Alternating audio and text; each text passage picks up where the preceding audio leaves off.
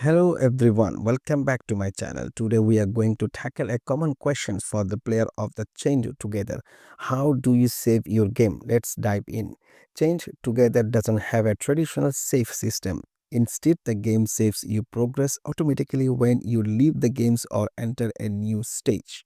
You will know you have entered a new stage when you see the stage title on your screen. This means you can pick up where you left off by simply returning to the game.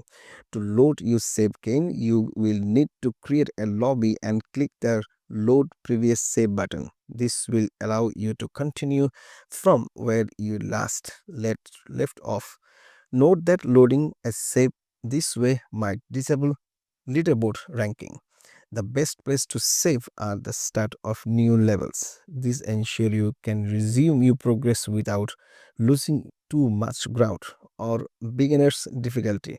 There is no automatic checkpoints that can help you save progress.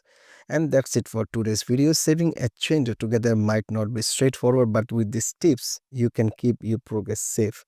Thanks for watching and don't forget to subscribe for more tech related problem solving content.